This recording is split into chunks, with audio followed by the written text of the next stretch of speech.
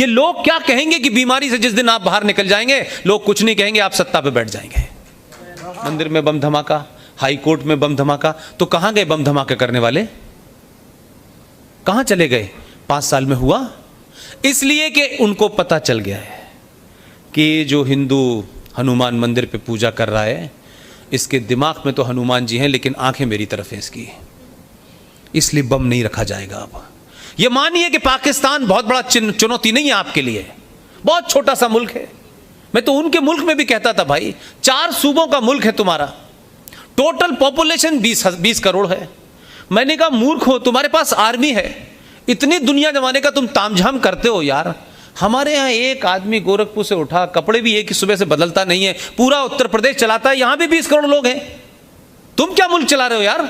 हमारे यहाँ एक सूबे का मुख्यमंत्री तुम्हारे मुल्क के बराबर के लोगों को सुबह से शाम तक चलाता है और कोई फर्क नहीं पड़ने वाला। क्या बात? किस गलतफहमी के शिकार हो तुम? हम मुल्क चला रहे हैं, मुल्क चला रहे हैं, क्या मुल्क चला रहे हो यार? तुम्हारे मुल्क के अंदर पिछले 70 साल में तुम ना तो अल्लाह के सामने आंखें उठा के बात कर सकते हो, और तुमने 70 साल में पाकिस्तान में क्या किया? पाकिस्तान में आज ये स्थिति है कि 70 साल में सबसे पहले जब आजाद तथाकथित तौर पे यह देश बटा था, तो पाकिस्तान की टोटल ब्यूरोक्रेसी के अंदर जो सबसे ज्यादा एलीट लोग थे वो भी मुसलमान थे, लेकिन वो सर्टिफिकेट नहीं इशू हो रहा था पाकिस्तान से कि ये मुसलमान हैं। तो सबसे पहले आपने क्या काम किया? वो पढ़े लिखे लोग थे, मुसलमान थे, वो भी नमाज पढ़ने जाते थे, लेकिन सिर्फ इतना ही फर्क था कि उन्होंने कहा कि ये जो पैगंबरों के आने का सिलसिला है, ये कहते हैं कि मोहम्मद साहब आखिरी हैं, उससे पहले सब आ चुके। 1,24,000 पैगंबर मोहम्मद साहब के आने से पहले आ चुके। तो उससे पहले तो इस्लाम था नहीं, तो पैगंबर कहां थे, कौन कौन से थे? लेकिन दूसरे लोग ये मानते हैं कि पैगंबरों के आने का सिलसिला जब तक जारी रहेगा जब तक इस धरती के ऊपर मानव जिंदा है। आप भी यही मानते हैं? तो उन लोगों का कहना यह था कि भाई हमारे भी आए हैं, हम इनको भी मानते हैं, उनको भी मानते हैं, लेकिन इनको भी मानते हैं। उनका नो, हमने मुल्क बनाया है। तो पहली फुर्सत में जो पाकिस्तान की ब्यूरोक्रेसी थी, उसमें जो सबसे पढ़े लिखे लोग थे उन्हें हम अहमदिया कहते हैं, उनको आपने गैर मुस्लिम घोषित कर दिया कि ये मुसलमान नहीं हो सकते। यानी दुनिया की पहली ऐसी कौम है कि जिस कौम का रहबर यह कहता हो कि अगर तुम्हें इल्म लेने के लिए, उस जमाने चीन जाना बड़ी बात मानी जाती थी कि इल्म लेने के लिए, शिक्षा लेने के लिए अगर तुम्हें चीन जाना पड़े तो जाना।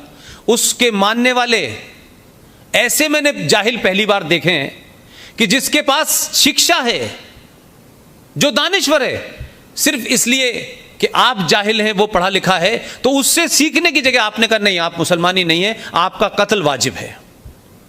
तो पाकिस्तान में अहमदियों को मारना जस्टिफाई है धार्मिक तौर पे।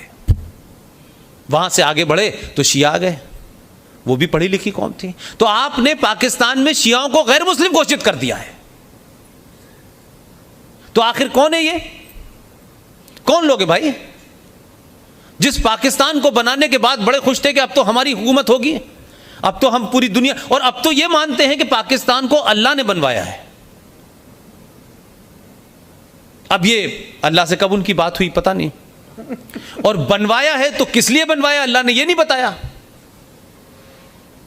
तो अब वहां की स्थिति यह है भाई कि अगर भारत 6 महीने पाकिस्तान का नाम न ले, सिर्फ नाम न ले पाकिस्तान का 6 महीने में, तो आप सोचिएगा इतनी सिविल वार होगी कि आप देखते रह जाएंगे।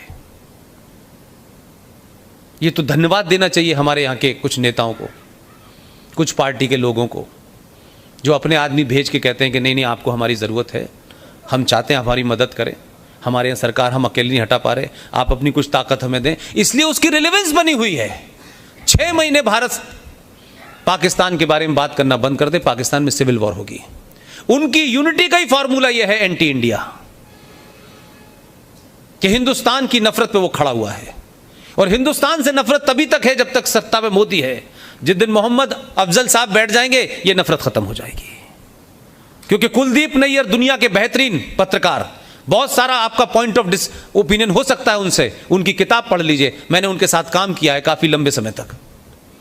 अपनी किताब में कह के गए पाकिस्तान के अंदर एक बहुत बड़ी तादाद में जो इलीट है पाकिस्तान का, और भारत के अंदर एक पॉलिटिकल इलीट है हमारे यहां जो सिर्फ ये सोचता है कि 700 साल की गुलामी के बाद मुगल जब यहां मौजूद थे तो भारत की अपर कास्ट ने अंग्रेज़ों के साथ सांठ-गांठ करके जो हुकूमत मुगलों से हमें मिलनी चाहिए थी वो अंग्रेज़ों ने हिंदुओं को दे दी है। लिहाजा ये लड़ाई उस वक्त तक जारी रहेगी जब तक हम ये हुकूमत नहीं ले लेंगे। इस सोच के लोग पाकिस्तान में हैं, ये कुलदीप नैयर अपनी किताब में लिख के गए हैं।